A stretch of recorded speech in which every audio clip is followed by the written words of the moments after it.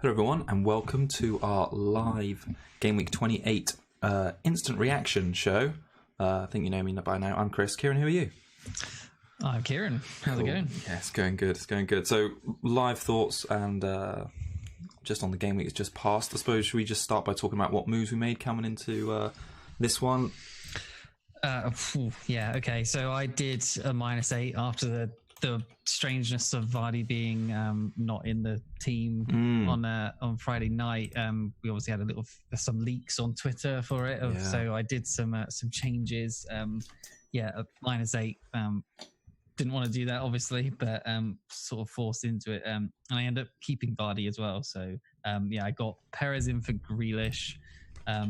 Fernandez in for Mahrez, which obviously worked out fairly well. And then before that, I'd already done Lundstrom to Taylor. So overall, I scored 34 points -8, which is 26 effectively. And I actually only really fielded 8 players because Bolly didn't show up. Don and Donker both got 0 points. Vardy obviously didn't show up. Ings got the 1 point.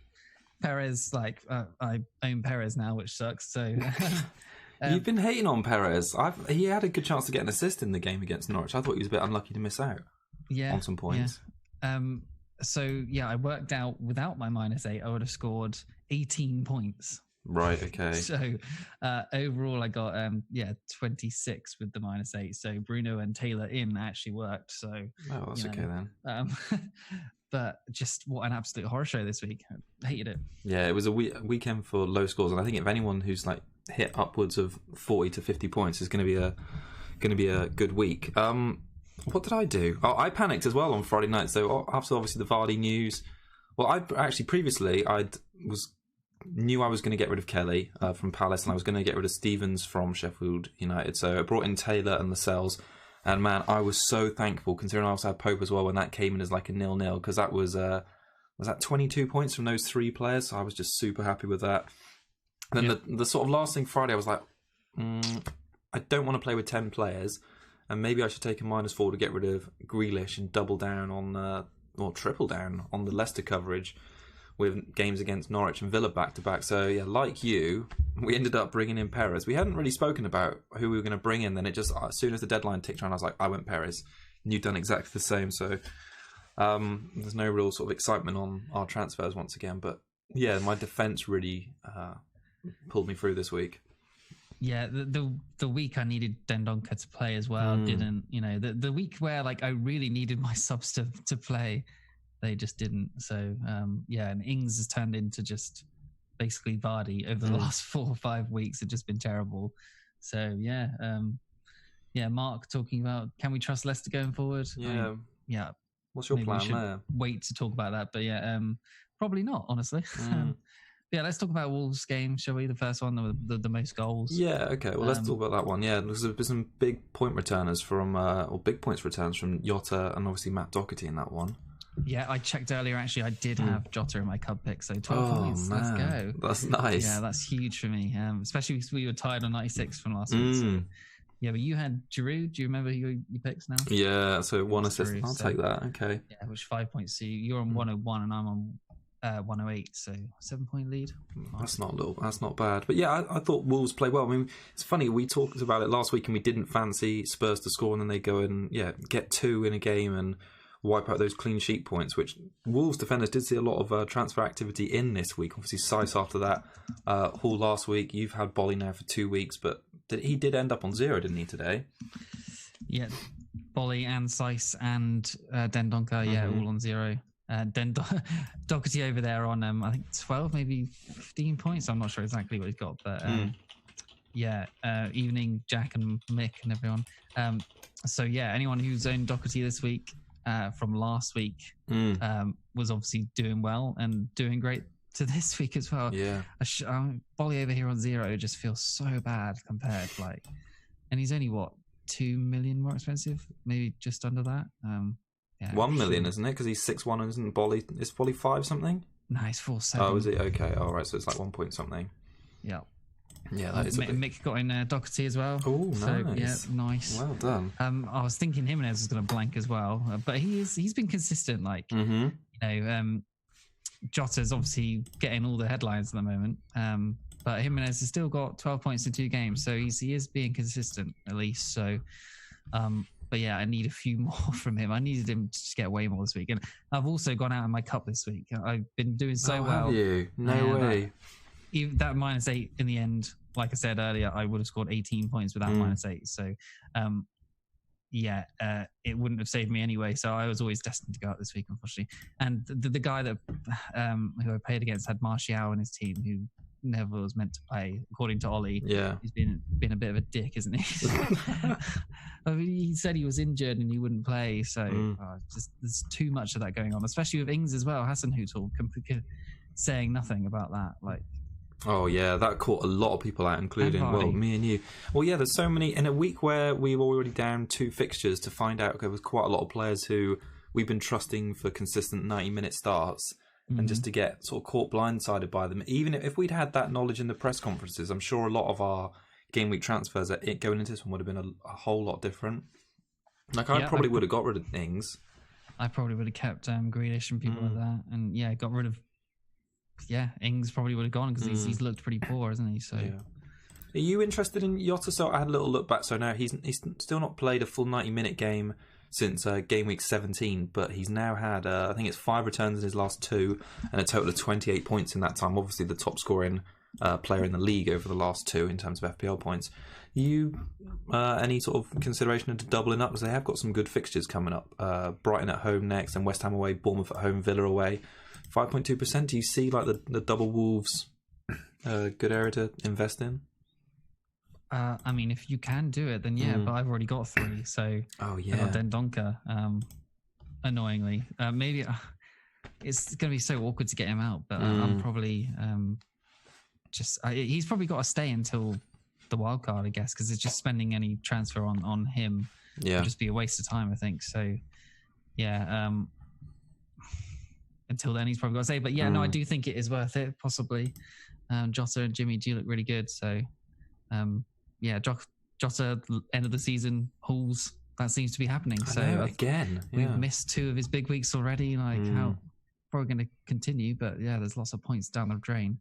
It's probably something like close to 30 points he's had in 2 weeks. I think it was 28, I think it is. So, he's done really well. It depends on how fit Ings is and if Hasenhüttl admits he's going to use him off the bench again, but I could sort of fancy that Wolves double up in the next couple of game weeks. All right, because we're doing a bit of a short show tonight, as last week or the week before last even. So we're going to try and rattle through some of the key talking points. Should we talk a little bit about Man United? I mean, it was 2 of the key FPL assets that returned in that one. Calvert-Lewin, he picked up 8 points in the end, didn't he, with the 2 bonus, and your new boy Fernandes. Why unbelievable? I was saying it earlier. Like, I don't think. Obviously, DCL scored, but all he actually did was get a ball kicked against his arse. Like, I love an arse goal. Like, you know what I mean? So, does he deserve 2 bonus for that? I don't know. I thought he looked quite active. Otherwise, he had, I think, 4 shots, 1 big chance missed. I thought he definitely gave Maguire and Lindelof some problems in the second half, especially. No, he did look good, to be fair, but just a bit bitter, I guess. But no, at least Fernandes got the 3 points and 3 bonus, and bad keeping from Pickford, I think, again. But Fernandes, again, looked great. Game changer for United still. Had a few, like a chance at the end where he nearly scored and nearly put a Gallo in. Probably should have scored that. But I'm obviously really happy to own him. Depending on the double next week, I might have to sell him again for Mahrez possibly. But there's not been an announcement yet, so it's looking less likely from now on, but we'll see. I sort of held off getting him this week because I wasn't keen on the fixture block of 3, so the Everton, Man City and Spurs game. But I mean, he sort of made me think, because he's in such good form. Today was the first time I actually watched most of him play, if that makes sense, or gave him a proper eye test, and he was just everywhere. Obviously taking all the corners, as we've said before, but 6 shots in the game, I think 1 key pass as well. He was just immense, and I quite like. I mean, not from a team point of view, but from an FPL point of view, he is so selfish. Like, with some points in the second half where he had the ball at his feet, and there was potentially some better options, and he was just going for goal outside the box, inside the box. I thought he is a fun player to watch. So you say you might get rid of him again, though. What is it that if the double comes into play? If the double, Remy Ramiguez. Sorry if I'm pronouncing that wrong, man. Saying he thinks the goal should have been disallowed. What did you think on your view on that with the Sigurdsson one? Oh yeah, well, it was a strange one. When we were chatting a bit about it earlier, weren't we? I sort of thought that Sigurdsson didn't really make much of an interference to De Gea because De Gea had already dived towards the initial shot. But I mean, in the laws of the game, I can understand why it was given as offside because he could be technically interfering. But I think Everton are unlucky in some aspects. But I think if it had been on the flip side, I think United would have equally been outraged. So it's quite a difficult one. For me, I think that offside in the end was the correct decision. Do you think that as well? Yeah, I do. Yeah, he's just sort of there, isn't he? Like around the sort of area where the shot is. So yeah, you've got to class him as offside, I think. So yeah. The crucial thing is, I think though De Gea had already dived the wrong way. If that makes sense, it's a bit of a strange one because you've got to second guess where De Gea's position is. But okay, shall we talk about Leicester? It's a big talking point, isn't it? Yeah, it is. That loss to Norwich on the Friday night. It was Friday, yeah. So you and me went for Paris. You had Maddison still. Maddison's not returned in 11 weeks now, I think it is. It feels like 11 months. He's had one, hasn't he? So what are your feeling? You've got double now. I've obviously got Vardy. Well, actually, you've got triple. I've got triple. Yeah. I mean, the fixtures are still good, but the form is really, really worrying now. So I mean, their fixtures in the next lot, as we know, Villa at home, Monday week, I believe that is, and they got Watford away, Brighton at home, Everton away, Palace home. So the next 5 still look really good, but personally, triple Leicester is now far, far too much for any more than that Villa game. So I think a lot rests on whether this double game week comes to fruition with Arsenal and Man City, because if it does, I'd be prepared to take a -4, maybe to get 1 or 2 of them out ahead of that and leave it. I mean, Perez, as things stand, I would, and no double game week gets announced, I'd be happy to roll a transfer this week, providing there's no other injuries. Keep Perez, Maddison and Vardy for one last hurrah against the worst team statistically, defensively in the league, and then use a transfer or 2 to potentially get one of them out, or 2 of them out. But yeah, it's a really tricky one. I'm sure that people in the chat as well have loaded up on Villa assets based on sort of Friday night's team news of Vardy. I think we've got to keep them for Villa, and then wholesale if they're that bad, to be honest. Look, most of our teams are probably going to have had poor looking teams this week, and then next week is probably loads of home fixtures for pretty much everyone, and teams are going to look good. So a roll this week does look pretty good. But my team is full of issues of Dendonka not really starting, Rico's not got his place anymore. Vardy's been bad. Ings has been bad. They're still in Perez. Robertson and Alexander-Arnold are now conceding. So it's not looking great right now.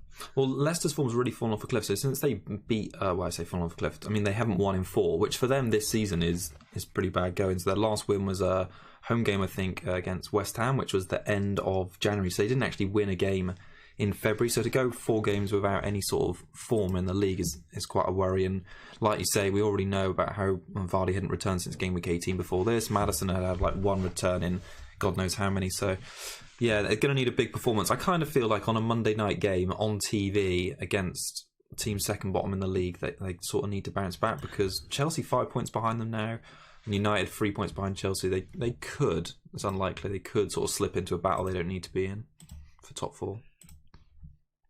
Yeah, agree. I mean, they've barely, like you said, they've barely won since the new year. Yeah, and they're still 5 points clear of third. Yeah, no. I was saying it earlier as well. It's one of our friends. Although Liverpool have been great, the rest of the league have been really poor. Yeah, nobody wants 4th place again. It's just just the bottom as well. There's 3 points separating the bottom to 15th or something like that, apart from Norwich, and then the top 10 are within about 5 or 6 points to top 4 or something. It's kind of mental at the moment. So Leicester wise, I think we just need to keep hold of them and hope they get back on it. Just really annoying right now. And obviously we've still got 31 to look at, and I think sometime during middle of the week with the FA Cup games, they should be confirmed of who's playing or blanking in 31. So yeah.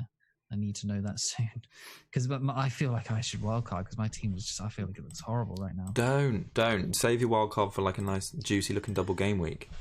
Yes, no, I will, but I want to hit that button, but yeah, it's difficult not to. That triple Wolves in the lineup makes it look sad this week because 2 of them obviously blanked. But I think persevere because they've still got some good fixtures, haven't they? I know you're not going to play Dendoncker every week, but I think the team generally looks good. I'm most interested to see what happens with Ings this week. See if we get any news on that, because DCL just keeps returning, and he's picking up ownership. Obviously now, I think he's about 15%, maybe getting on towards 16, 17. So Newcastle at home for Ings though, so Newcastle are pretty bad away. Assuming Ings is fine, because he obviously played 30 minutes in the end, so he should be fine to play. Should be fine. I was going to say, should we move on to Liverpool? Yeah, should we end on Liverpool? Just a little bit of chit chat about that one. So I think that was their first game since last March that they haven't scored in. That was that Everton away game last time, and they were just atrocious yesterday by their standards. Was it 1 shot on target they had during the game? I think it was. Something like that, yeah. I mean, it's just such a shock. Salah was really quiet. I think he had 2 shots total, none of them on target. Obviously, 1 blocked, 1 off target. Really, really poor display. Trent, man, giving the ball away for that 3rd goal, just like a total, I don't know, lack of concentration or something. I don't know. We had obviously the news come out when the lineup came out that Lovren was going to be starting, and one of our Liverpool friends was immediate like we've lost. He's in the chat. Pass me over there. Yeah, he's immediate like we've lost tonight, and it came to be.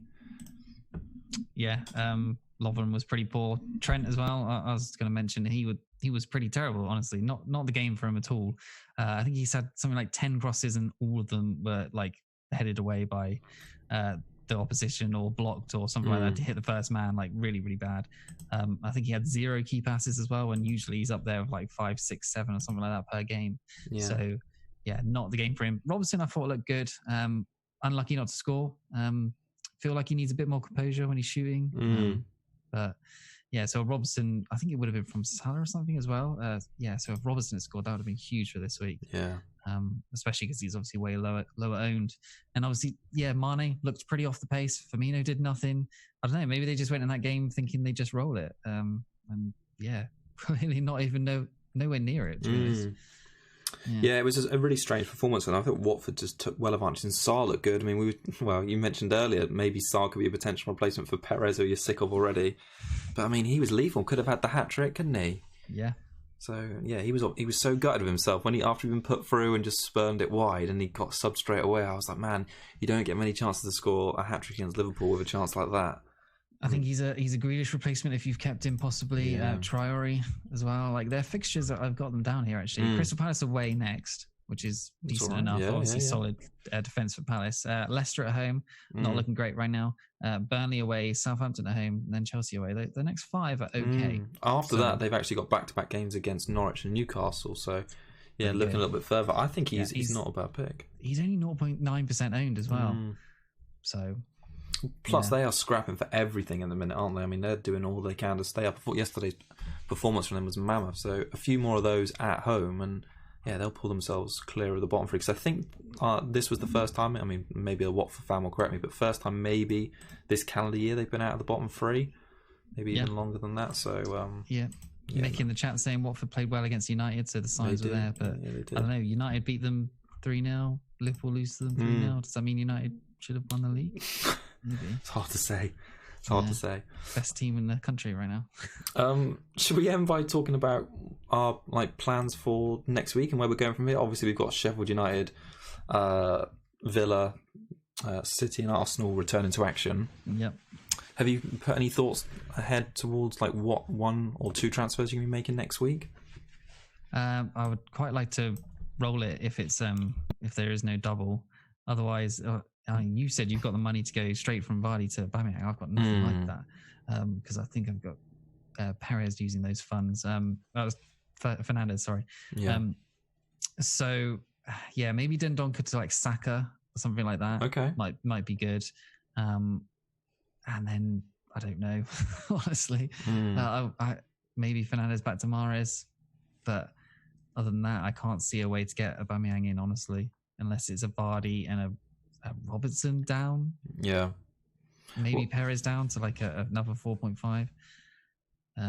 Yeah. I'm really keen not to take a massive point hit, even if it is a double. Like, I'm so fortunate I can stretch from Vardy to Aubameyang. I've got the exact money. And if it comes to be that they do have a double, then I will probably get Aubameyang and one other City player and just take a -4.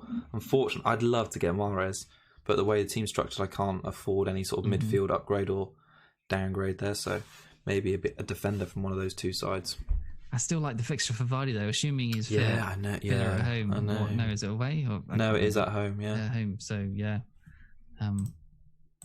Notorious Nerd asking if Pepe might be right. It could be interesting. I mean, it picked him on a Cougar Cup pick. Was it the home game last time out? Was it against Everton when he played and yes, I think returned quite well? Yeah, and then in the previous home game, I think before that as well, he'd done well. So yeah, he could be a nice differential. You know, it's players like that. I'm kind of looking a bit more to the back lines of both teams, though. Like, I think maybe Leno in goal. If there's a City defender I can nail down. I mean, it's so difficult to do that, but Edison might be the safest pick. But Yeah. I feel like I need to capitalise it. And let's say if it came to captaincy and those two get confirmed, who would you rather have? KDB, Aubameyang captain? If you had any player? No mention of Aguero from either side, actually. Probably KDB if he's on pens. I think that would probably be the main obvious choice. Yeah. If you can go Aubameyang, because he'll have a West Ham game as well. Yeah. So, yeah. Aman saying Saka as well. Yeah, I do think Saka could be a great pick because he has looked very lively. Reverse out of position, not ideal, but for 4.5, that seems to be nailed on for Kolasinac injured. Yeah. I think he's a good pick right now. Yeah, because he's listed as a midfielder, isn't he? I think he's 4'6". I just had a little quick look. So 2% owned. He's got assists in his last 2 games. He could be really nice. And for me and maybe you as well, he could be a way out of or getting off Dendonku, been causing you quite a lot of non-appearance point problems. Yeah, you and Nakamba, who plays like maybe other game as well, he gets yellow cards all the time. Nearly breaking Aguero's leg today. Yeah, did Aguero's knee in and stuff. Yeah, dangerous man.